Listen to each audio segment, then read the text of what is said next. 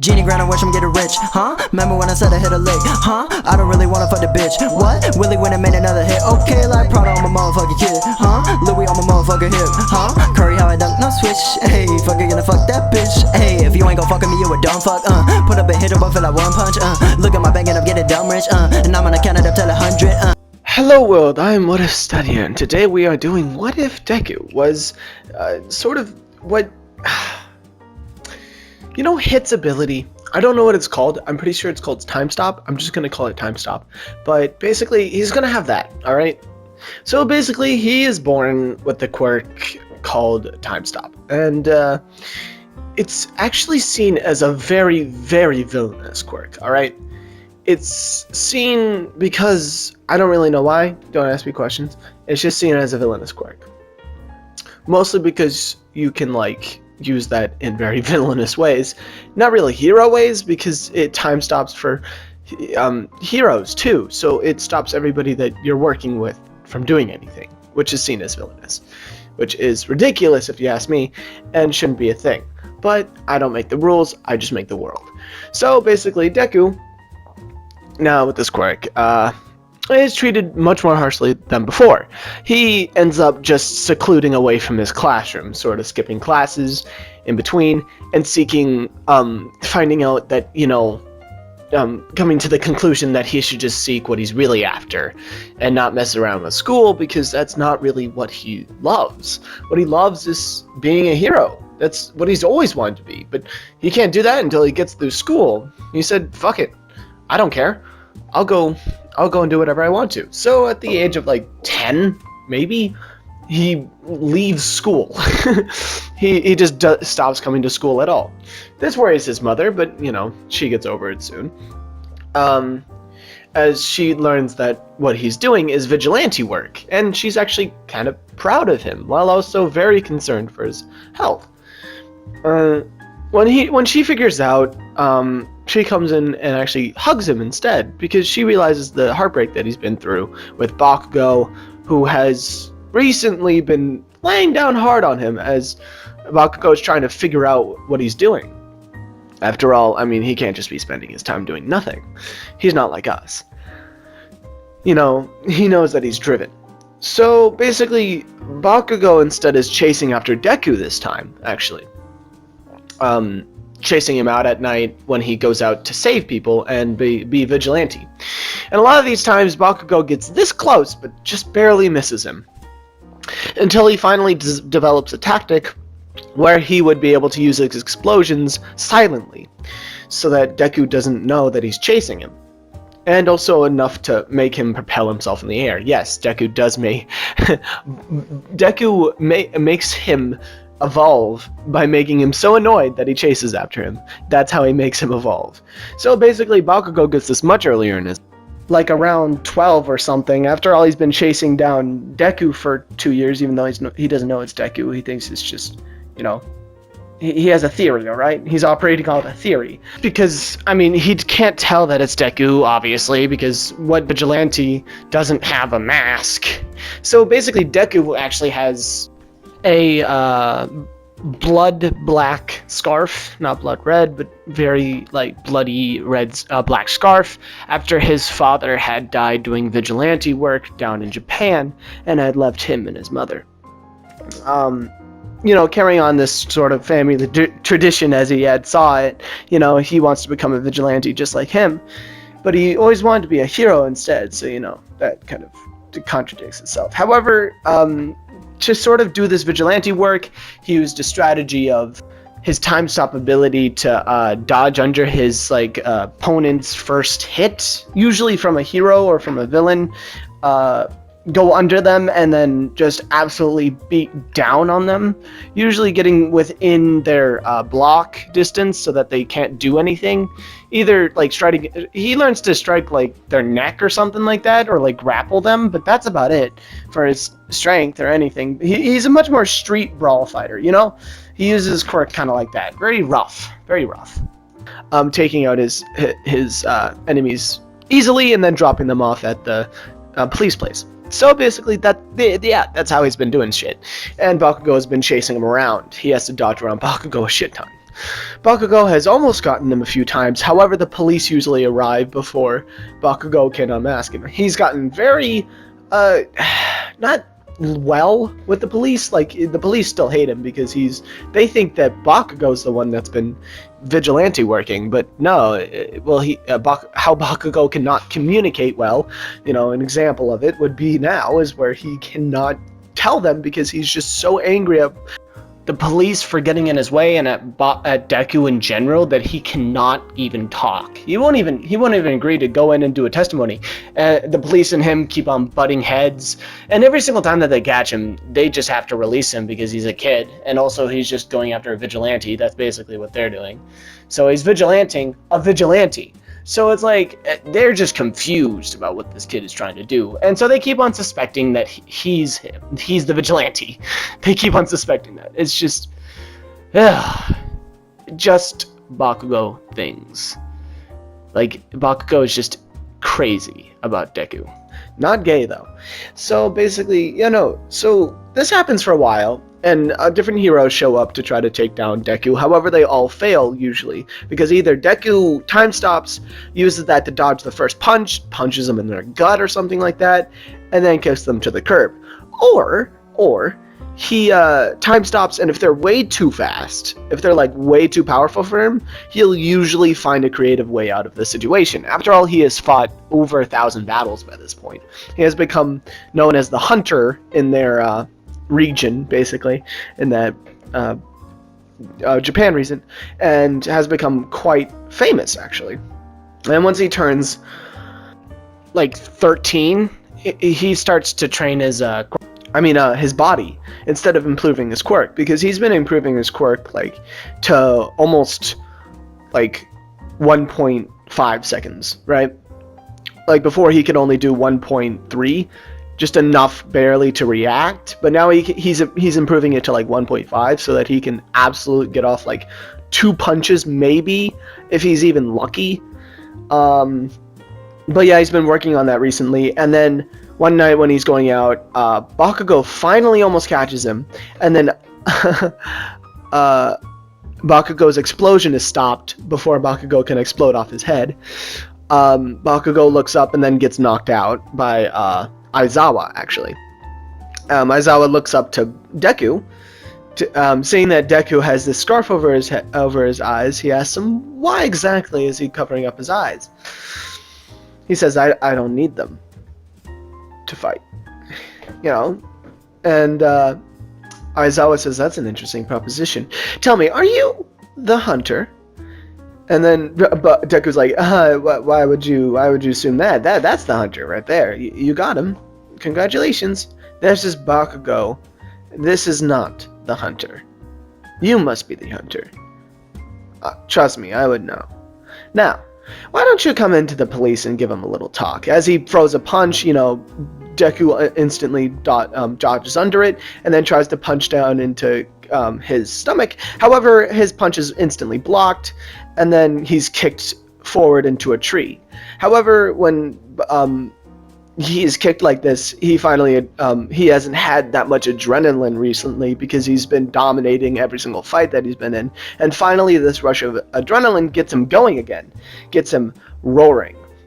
He releases a lot of his stress of all of his hero work, being chased down, and his mother worrying about him. He releases all of this in his fight against Aizawa. Aizawa stops his ability using his quirk. However, he noticed that this doesn't even affect him that much sometimes, because he's such an adequate fighter and so skilled at his sort of style of fighting is much more adaptable to his environment, where he throws dirt in people's faces. I mean, he's a down and dirty fighter. He will take any use of the environment to use it against his enemy. However, stuff like that doesn't work against Aizawa. Even though he has all of this adrenaline on his side, he still cannot beat Aizawa. Even though he's been punched like 10 times already in the face, none less, by Aizawa, who is pressing his quirk, by the way, he throws a brick at him and it barely even affects him. And he throws all of his punches into his chest, and he doesn't even react. Deku looks at this and doesn't give up. impressing Aizawa. Not only that, Aizawa was hunting down a villain just before, which had started just destroying the place around him. You know, he gigantifies himself, breaking the city around them, starting to cause havoc, which then Deku instantly sprawls into action, stopping time and instantly appearing on his back. And then when Aizawa notices that his scarf is gone and sees it in his hand, where he wraps it around the villain's throat and basically chokes out the villain, throwing him to the ground, and then delivering the freaking body just to Aizawa. He's like, take this to the police office. Aizawa's like, holy shit, this kid is being hunted down by me, and just takes off, saves some people, comes back, let's fight again. What the fuck is this kid? You know what? I'll make you a little deal. How about this? Deku does not want to hear it, as he throws one punch, which was very sloppy because he was out of tiredness, and as I said before, he will not give up. However, he uses this as a chance to rope his hand, because he knew exactly where he was going for, the heart, where he took his hand and then shoved it behind his back, immobilizing him, which then he actually congratulates frickin' Deku, who almost beat him right there. If that had hit him, he would have been down. He's actually quite impressed, and as such, he would like to take him under. No, you don't have to go to the police. Stay with me for the night. You know, he tells Deku that, you know, if you let me train you, I won't take you into the police. How about that? Deku says, I guess that's a safe bet. Yeah, you got my arm under me. Yeah, okay, fine. As he lets go of him, and then he starts training him overnight. Basically, Aizawa takes him under his wing, and then starts training him to become a hero. However, they have a lot of, you know, quarrels about, you know, becoming a hero in general, and, you know, this generally makes Deku want to say screw off to him, and they have a kind of parasitic relationship like that, where they're constantly yelling at each other, because Aizawa pushes him so far, because he's already levitated himself, gained so much ability just from fighting over these last 4 years, and he's just become an immaculate fighter, so he's training his quirk instead. And you've seen the quirk training that they've done. It's gruesome. Deku has never felt anything like this before. Having to use it so many times, really, it gives him a gigantic headache, because stopping time is not as easy as you think. I mean, it's like your brain is being taken out of reality for that second. And you can see the world, and you can move your body in slight ways to make it in your favor. Now, the ability, when you do that, you're using so much brain power that it gives him a headache. When he gets a headache, it starts to worsen how much time he can do it for, and, you know, that his general training. So he's constantly doing this to build up his immunity to the headache, first of all, for the first year that he's training with Aizawa. And Aizawa is quite happy with his thing. He barely gets a headache for using it for a long time now. Like, he can use it, he can do, like, high power ones, like 0.5 seconds now, easily, and not get a headache. And now it's just to train to get to, you know, 0.7, or even a second. If he gets a second, he can throw out 2 punches at full power, nonetheless, which would instantly immobilize any enemy. Not any enemy, but some enemies. But yeah, no, in a tight brawl situation, he would be incredible to have on your side. So basically, Aizawa keeps him a huge secret. He tells him that he can still do his vigilante work, however, he'll have to do it under his supervision. So he gives him like a little drone thing that'll scout ahead for him, and also keep watch on him for Aizawa. Deku also is given more, you know, items and equipment to exact his stuff, which includes like tasers, but he doesn't really use those. He still uses his immobilizing thing, but, you know, Aizawa's been trying to convince him to. It is not successful, Aizawa, I will say. It is definitely not successful. So basically, yeah, no. After all that stuff, his mother, of course, appreciated him all the time until she brings him the flyer for UA, which he didn't even know he had the option to still go to UA. And then Aizawa was like, "Don't worry about UA, you'll get in." He says, "Wait, what?" He's like, "Yeah, no, you'll get in as bodyguard work, but make sure to study." Jesus, if you don't study, I'm beating your ass again. You know, Deku's like, oh god, because trust me, Aizawa can still beat his ass easily. Deku is about like 20% of his skill level. I mean, yeah, no, he still doesn't have the muscle to back it up though. He's much more skilled than muscled. However, that's about to change because then he goes into he doesn't even go to the UA thing, but he's actually invited as a personal conference to watch over the UA exam.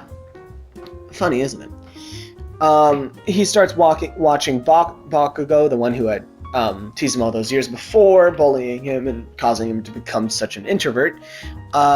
He watches over his test, and of course he aces it. Of course, that asshole. Anyways, he watches with haste as he sees all the rest of the students, and actually takes notes. He has a little diary still. Quickly though, I mean, he has been improving his hand strength, not his body strength, but his hand strength. Able to hit those vitals, uses a lot of muscular like fingers. All right, you need to have strong ones so you don't just destroy them. So yeah, no. After all, he was trying to hit the vitals on a goddamn tree stump as training, which was terrifying for Deku. Jesus Christ. Anyways, yeah, no, he watches everybody complete their stuff, and he's like, Mineta, he sucks. Like that's all his notes are. All the rest of the guys that he takes their quirks, of course. And then Aizawa figures out that he has this book, and actually picks up the book after one night of training before, and looks through it and finds himself actually throughout all of them, and notices how many notes he had as like fanfic. He was such a fan of Aizawa. He must have been so nervous when he saw me. The guts on this kid to stand up to me and start fighting. Damn. And then he gets to All Might, who he like worshipped as a god. He had so many pictures of All Might, and that really that kind of touched him. Like, this kid that became a vigilante, he really did look up to the right people. Like, damn. So anyways, Aizawa appears back into reality, and then he's staring at Deku, who's taking down notes, and he asks about the notes. Deku, taken aback by this, like hops back all worried and stuff and shovels it into his coat that he was given by Aizawa, which would protect him from, being seen, or his face, or whatever. And then, looks back up to Aizawa, is like, nothing. I'm just watching over the field, watching all of them, taking notes. Aizawa's like, yeah, I knew it. He's like, what do you care? What do you care, Aizawa? Isn't this good? He's like, yeah, it's great. They'll be your classmates, after all. He's like, classmates?